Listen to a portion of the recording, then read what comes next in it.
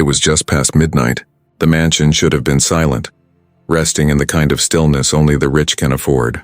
But Adrian Hale, the billionaire owner, froze in the hallway. Somewhere, faint yet sharp, he heard the sound of running water. That wasn't right. The staff had left hours ago. Guests wouldn't arrive until tomorrow.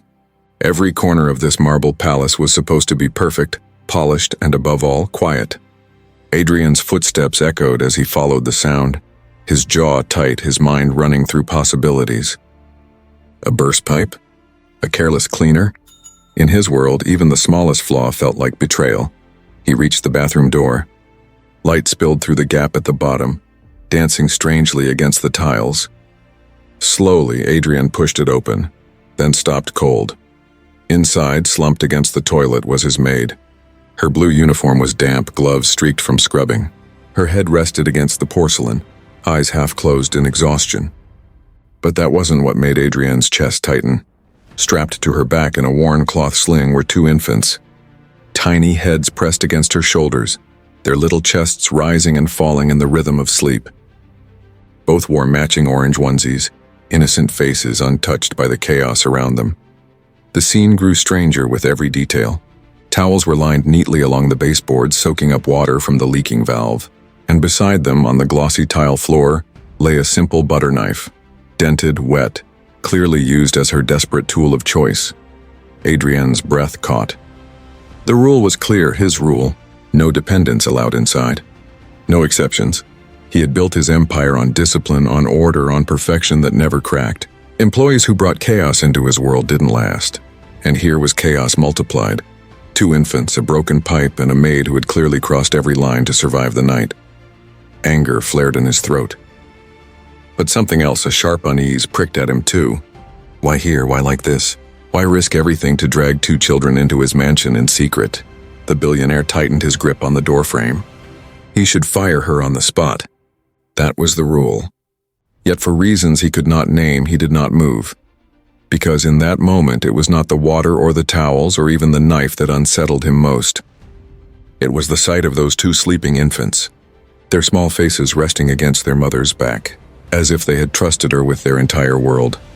And she, half conscious and trembling, had chosen to carry them anyway. Adrian's chest tightened. The sight before him was like something torn out of a dream he couldn't wake from. A maid, his maid, slumped on the bathroom floor, her body bent with exhaustion.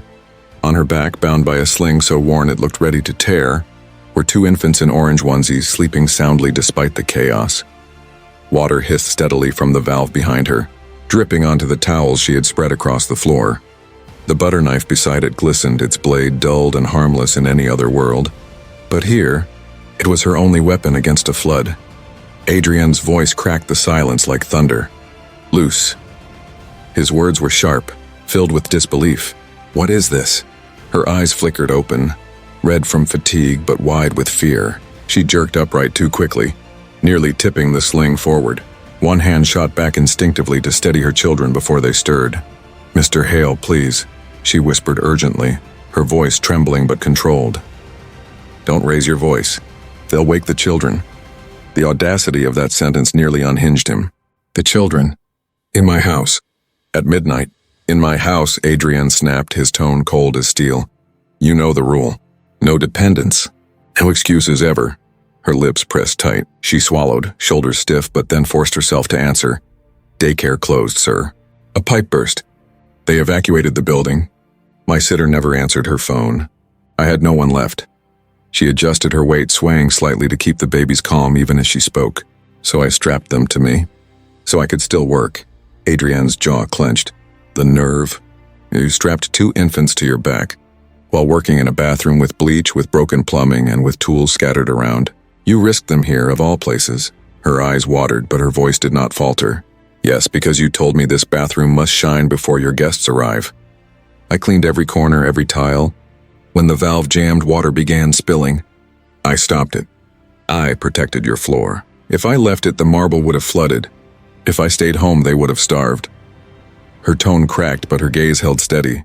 "This isn't recklessness, Mr. Hale. It's survival. You demanded perfection, and I gave it. All I had was a knife, 2 arms, and 2 children who need formula tomorrow morning." Adrian's breath slowed. He looked down. towels stacked, soaked through. Her gloves torn at the palms, red welts marking her skin where the rubber had rubbed raw. And the babies, Mateo and Daniel, he would later learn, breathing steadily, tiny hands curled like leaves. For a moment, silence pressed between them like glass. The sound of the dripping valve ticked steadily, each drop echoing like judgment. "You should have called maintenance," Adrian muttered, though his voice was weaker now. "I did." Her reply came quickly, trembling but fierce. "They told me tomorrow." Adrian's eyes narrowed. "Tomorrow is too late for you, isn't it?" She whispered, her voice cutting through the space. "You want perfection?" I tried to give it. All I had left to trade for it was risk. One of the twins stirred then, letting out a soft whimper. Luce rocked her shoulders gently, humming under her breath until the child drifted back into silence. She did not break her gaze from Adrian. "Tell me, Mr. Hale," she said, her voice low, steady, unshakable. "Who really failed here tonight? Me for carrying my sons, or the rules that would force me to leave them hungry at home?" Adrian felt something he hadn't in years. A fracture, sharp and sudden, in the armor of certainty he wore like a second skin. The billionaire who ruled his world by laws and contracts found himself speechless before a woman who had only her children, her raw hands, and the will to fight both water and hunger in the same night. Adrian Hale was not a man who lost control. Every meeting, every deal, every employee in his empire bent under the weight of his rules. He built his fortune on discipline so rigid it cut like glass. And yet here he was, standing in his own bathroom at midnight, staring at a maid who had shattered his policies in the most personal way imaginable. His chest burned with anger, but underneath it ran something stranger, a confusion he didn't dare admit. He folded his arms, voice low and dangerous. "You broke policy, Luce. You carried 2 infants into a workplace filled with chemicals and sharp tools. If this gets out, if one photograph leaks, do you realize what the headlines would say? Billionaire allows maid to endanger children in mansion bathroom. Do you understand the risk you've created for me?" Her back straightened.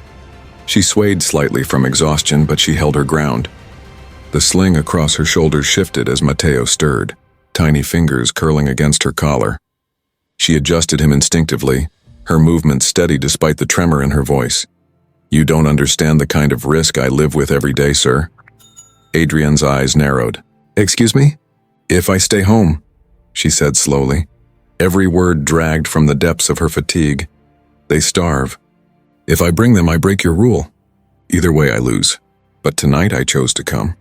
I chose to clean your house until my hands bled.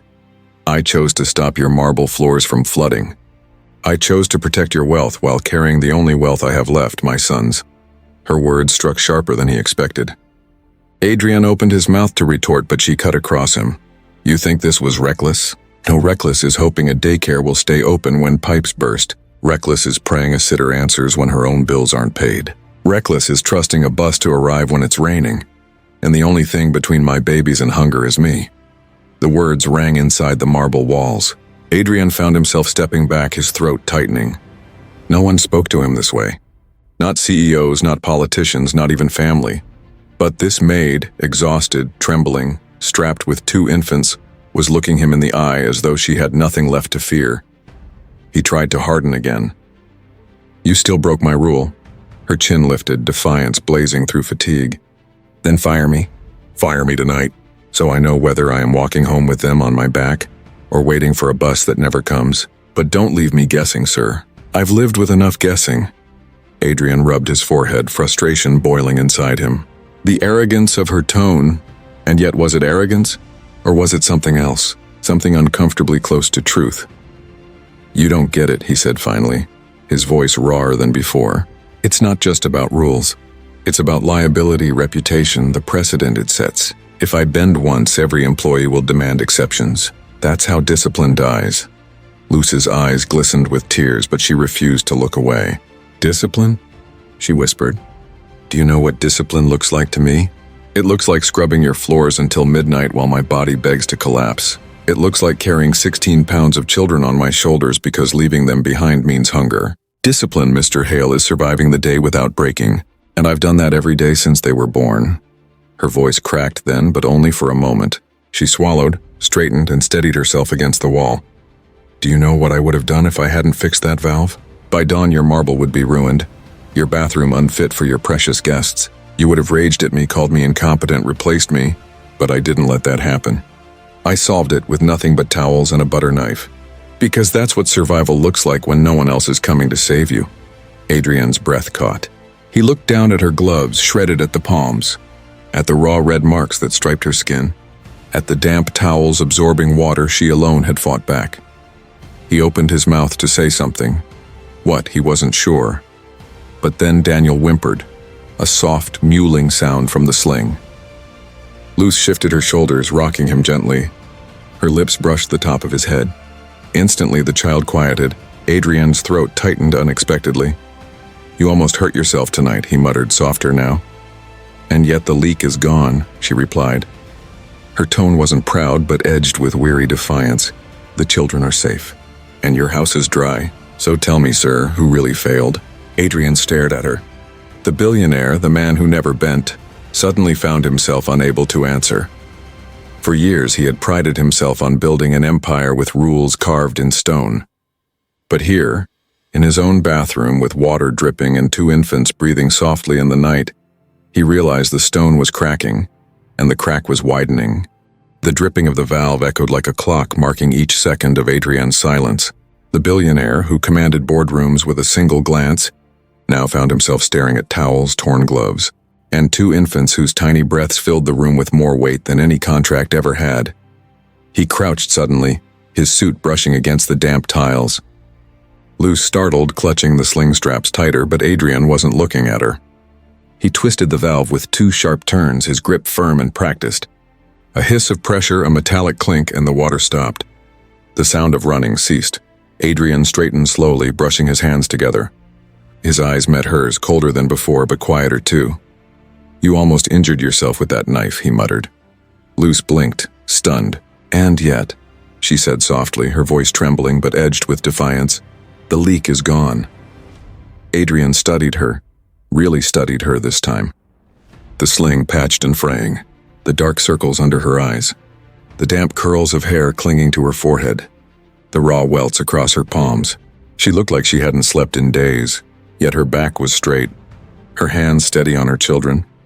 You broke the rule, he said again, but now the words lacked bite. I did, she admitted. Her chin lifting, for a long moment neither spoke. The mansion around them stood silent, but the air between them was alive with something unfamiliar. Adrian inhaled sharply, then exhaled like a man making a decision he didn't entirely understand. You're not walking anywhere tonight, he said suddenly. Luce froze. Sir? You'll sleep in the downstairs guest room. Tomorrow we'll talk. Her eyes filled instantly, tears she tried to hide by turning her head. I don't need pity, she whispered. This isn't pity, Adrian snapped, but his tone lacked cruelty now. It was firmer, almost protective. This is me admitting that tonight you did more for this house than anyone else on my payroll. Her lip trembled. She couldn't answer. Stand up, he ordered. Her body shook as she rose slowly, still clutching the sling straps. Adrian extended his hand. She hesitated, then finally placed her palm in his. It was warm, rough, trembling. He held it steady, pulling her upright. From the hall, a guard's radio crackled. Heavy boots approached. Adrian's face hardened in an instant. Stay behind me, he murmured. Luce obeyed, clutching Mateo and Daniel tighter. Diego, the night guard, appeared at the top of the stairs. Mr. Hale motion sensor tripped. Do you need... His eyes fell on Luce on the sling across her shoulders. He stopped. Sir, she fixed the leak, Adrian cut him off. His voice was sharp enough to leave no room for questions. Stand down. Diego hesitated, eyes flicking between his employer and the maid, then nodded stiffly. Yes, sir. He turned away. Adrian exhaled, then guided Luce toward the kitchen. Her steps were slow, heavy, her shoulders sagging. She looked ready to collapse, the twins shifting softly in their sleep. Sit, Adrian ordered when they reached the kitchen. I can't, she began weakly. Sit. His voice carried the same authority that once moved markets. She lowered herself into a chair, clutching Daniel as he stirred against her chest. Adrian moved to the fridge, pulled out a bottle of milk, and set it on the counter. His hands fumbled awkwardly with the warmer. For the first time, he looked less like a billionaire and more like a man grappling with something simple.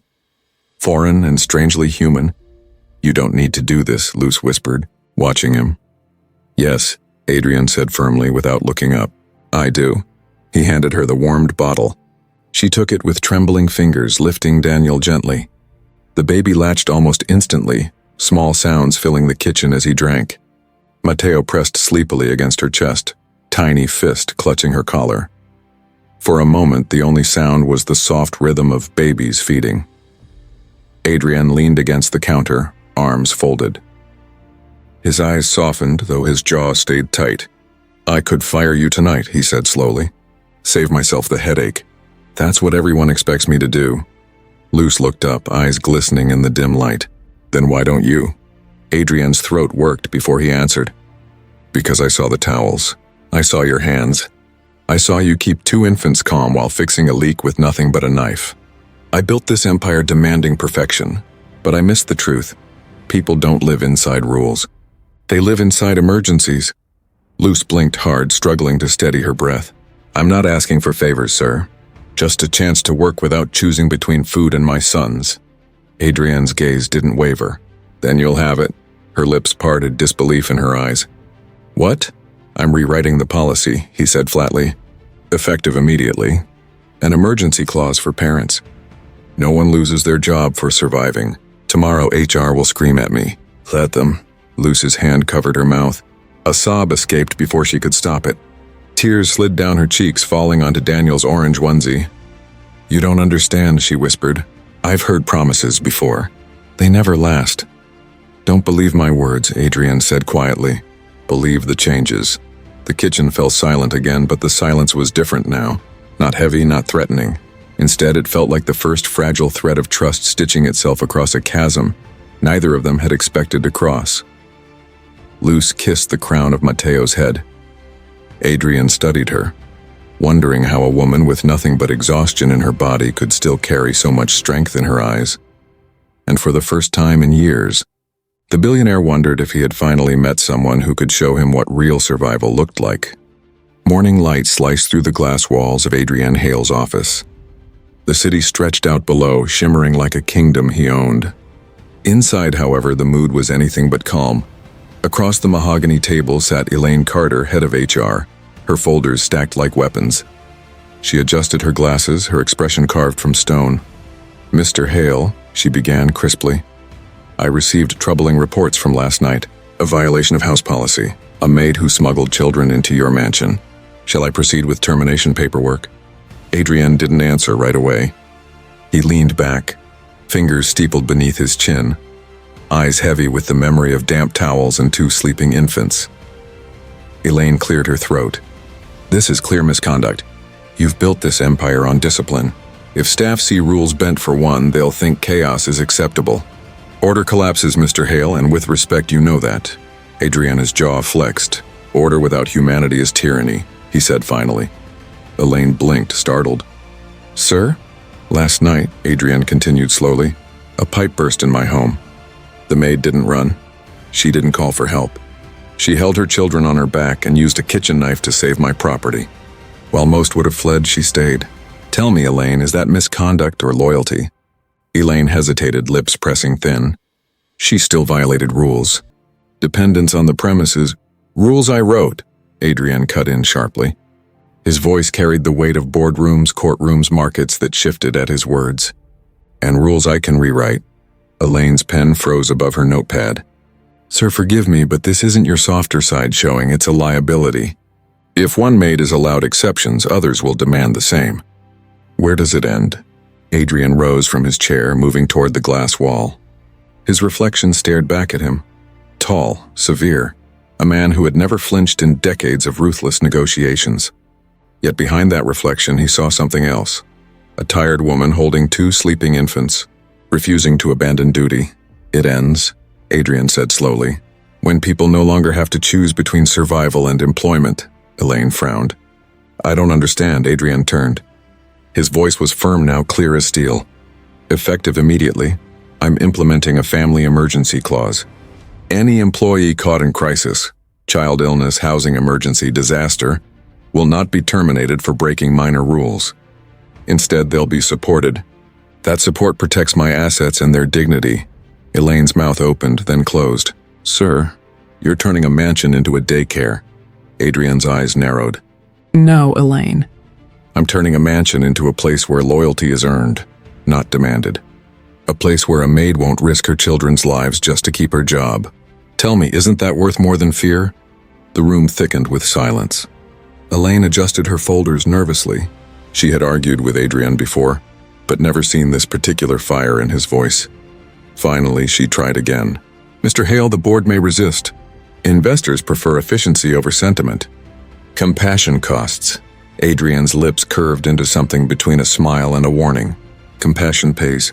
Loyalty pays. Last night, a single mother prevented a flood that could have damaged a fortune in antiques. She protected my home when no one else was there.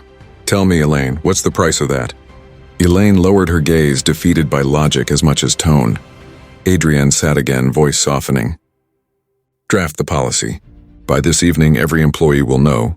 And send notice to Luz Martinez. Effective immediately, her employment is secure. Elaine hesitated.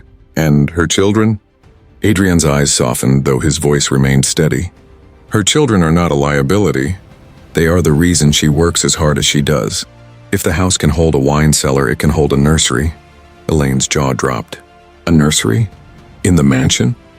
Yes, Adrian said firmly. Convert one of the guest wings. Quiet, safe, fully staffed. If loyalty is to be built, it must be built on trust, not fear. For the first time, Elaine looked shaken. She nodded slowly, her pen scratching across paper. As you wish, sir. Adrian leaned back, closing his eyes for a brief moment. In the silence, he saw flashes of orange onesies, heard the soft rhythm of infants breathing against their mother's shoulders. He remembered the way she stood, tired but unbroken, defiant yet fragile. He had faced CEOs who gambled billions, politicians who twisted laws, rivals who clawed for power. Yet none of them haunted his thoughts the way that image did. Because for the first time, Adrian realized wealth had not insulated him from chaos. It had blinded him to the resilience of those who lived with it daily. That night, when Luz was called to his office, she braced for punishment. Instead, Adrian slid the signed papers across the desk. Congratulations, he said simply. You've just changed this mansion. And maybe more than that. Luz's hands trembled as she picked up the document. Her eyes widened at the words Family Emergency Clause. Nursery Wing Proposal. Employment secured. Tears blurred the page, but her voice was steady. Why me? Adrian looked at her, his gaze unreadable but softer than she'd ever seen. Because you reminded me that rules build walls. People build empires.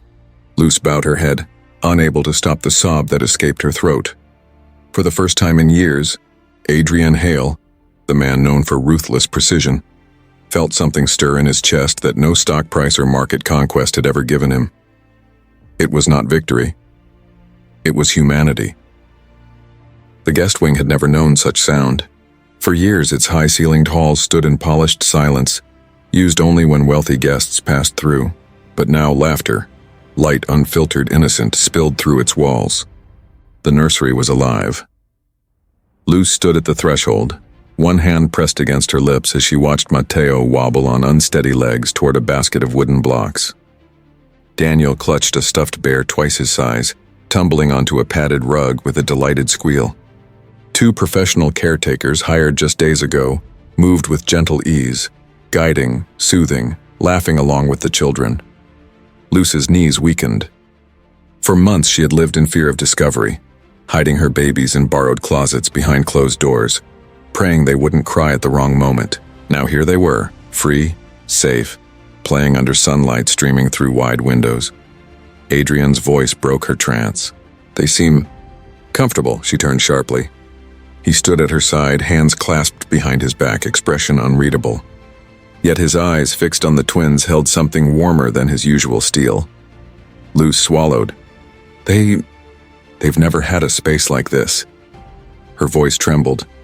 I don't know how to thank you. Adrian's gaze flicked to her. Don't thank me. Thank yourself. You earned this with every sleepless night and every scar on your hands. I simply signed a paper. Luz blinked back tears. You could have turned away. He was silent for a moment, jaw tightening. I almost did, he admitted. But last night changed something. Not just for you, for me, their eyes met. For a moment, the air between them carried a charge neither could name. But the mansion was not blind. That evening, whispers threaded through the kitchen and servant halls. Staff huddled over polished counters, voices low but sharp. "It's madness," one muttered, slamming a pot harder than necessary. "We signed contracts. No dependents. No exceptions. Now suddenly a nursery." Another scoffed. "Favoritism, just because she cried in front of him." A third, older maid shook her head. "You didn't see her last week, I did. Carrying those boys while scrubbing floors. That's no weakness, that's survival." "But if he bends rules for one," the first argued, "he'll bend them for none tomorrow. Order is gone." The whispers grew into quiet camps, those who admired Luce's courage and those who resented the change. And at the center of it all stood Adrienne, listening without reacting, his mind restless. 3 days later, a storm broke. Elaine Carter entered the nursery unannounced, her heels clicking against the polished floor. Luce stiffened, scooping Daniel into her arms protectively. "This," Elaine said, gesturing sharply at the playmats, "is unsustainable. 2 caretakers, new supplies, renovations. Do you know the monthly cost, Ms. Martinez? Tens of thousands. The staff sees you as a symbol now. Special treatment wrapped in pity." Luce flushed, clutching her son tighter. "I never asked for symbols. I only wanted to work without hiding my children like criminals." Elaine's eyes narrowed. "You've destabilized the hierarchy here. Resentment grows. It will come back on you." Before Luce could answer, Adrienne's voice cut through the room. "Elaine." Both women turned. Adrien stood in the doorway, his presence filling the space. "Leave," he ordered. Elaine straightened. "Sir, with respect, leave," he repeated, sharper now. Her lips pressed tight, but she obeyed, heels striking the floor as she exited. Adrien stepped inside. Luce lowered her gaze, guilt pressing her shoulders. "I didn't mean to cause trouble." He shook his head. "You didn't, you revealed it. My staff has lived under fear of rules, not trust in leadership. This nursery, your children, it is not chaos. It is a mirror. And some don't like what they see." Luce bit her lip, whispering, "And what do you see?" Adrienne's eyes softened as he looked at Matteo stacking blocks with clumsy pride. "I see resilience. And I see the price of blindness." That night, Adrienne stood alone on his balcony, the city glittering beneath him. For years, he measured success in profit margins, expansion, dominance. But the image that filled his mind wasn't numbers. It was 2 infants in orange onesies, safe at last. It was Luce's trembling smile when she saw them playing without fear. And it struck him, harder than any deal ever had. Wealth had always built walls for him, but perhaps true power was in breaking them down. The next morning, Adrien gathered his senior staff in the grand dining hall. Whispers fell silent as he entered, his presence commanding. He let the pause stretch, eyes scanning every face. "You've heard rumors," he began. "Let me end them. Yes, there is a nursery. Yes, it will remain. And no, this is not favoritism. This is policy. From today, any employee caught in crisis will not fear termination. They will find support." A stir rippled through the staff. Some relieved, others unsettled. Adrienne's tone hardened. "If that disturbs you, if compassion feels like weakness, leave now. You work in a house that values people, not just rules." The silence deepened. No one moved, not yet. But the lines had been drawn. Adrienne's gaze lingered on Luce at the far end, her children in her arms, eyes glistening with disbelief. And though the mansion's order felt fragile, the whispers would not die overnight, Adrienne knew one truth. Something irreversible had begun. For the first time in years, this house was not just a monument to wealth, it was alive. The nursery lights dimmed as evening settled over the mansion. Luce sat in the corner chair, Daniel nestled in her lap while Matteo dozed against her shoulder. For the first time in months, she wasn't listening for footsteps or planning excuses. She was simply breathing, safe, steady, unafraid. Adrien entered quietly, a folder in his hand. He paused at the doorway, his eyes lingering on the twins before shifting to Luce. Something in him softened each time he saw them, though he tried not to let it show. "They'll sleep through the night?" he asked. Luce smiled faintly. "If I'm lucky." He nodded once, then extended the folder. "This one is for you." Hesitant, she took it. Inside, her eyes scanned the pages, official documents stamped with the company seal. A new policy, written in firm legal language. Emergency childcare clause. Paid leave in crisis. Nursery access guaranteed. Her hand trembled as she turned the pages. You really did it. Adrian's voice was low. I told you, don't believe words. Believe changes. Tears blurred her vision. She closed the folder carefully as though it were something sacred. Do you understand what this means for people like me? She whispered. For parents who have to choose every day between food and work, between their children and survival. Yes, Adrian said simply. It means they won't have to choose anymore. Not here. For a moment, silence stretched between them. The weight of the gesture was too large for either to fill with small talk. Luce finally spoke, her voice raw. When I carried them here, I thought you'd fire me. I thought I was finished. Instead, you've given them a place in this house. You've given me dignity. Adrian looked away, his jaw tightening. You gave me something first, Luce. You reminded me that rules mean nothing if they destroy people. I built this mansion on perfection, but I forgot that humanity is the foundation of it all. Luce's lips trembled. She had no words, only gratitude that welled too deep to name. Adrian shifted, almost uncomfortable under her gaze. From now on, he said firmly, you'll never walk these halls wondering if your sons are a burden. They belong here as much as you do. Her tears slipped free. She pressed a kiss to Daniel's forehead, whispering, Did you hear that? You belong. Adrian turned toward the window, his reflection ghosted in the glass. For years he had measured himself in numbers and contracts, in marble floors and crystal chandeliers. Tonight he measured himself in something new, the steady breaths of two infants who had forced him to see beyond rules. He exhaled slowly. Strange, he murmured. I thought wealth was power, but tonight I feel stronger for breaking my own rules. Luce looked at him, her voice quiet but firm. You didn't break them, sir. You rewrote them. The words lingered in the air, simple yet transformative. Adrian met her gaze and allowed the smallest of smiles. The mansion seemed different that night, not a fortress of wealth, but a home where two babies slept in peace, and where one man finally understood the cost of ignoring humanity. And now the story turns to you, the one watching. If you were Adrian, faced with a loyal worker who broke a rule to save both your home and her children, what would you have done? Fired her for disobedience? Or like Adrian, rewritten the rules? Tell us in the comments. And if this story touched your heart, don't forget to like, subscribe, and share, because sometimes the smallest acts of compassion rewrite more than policies. They rewrite people,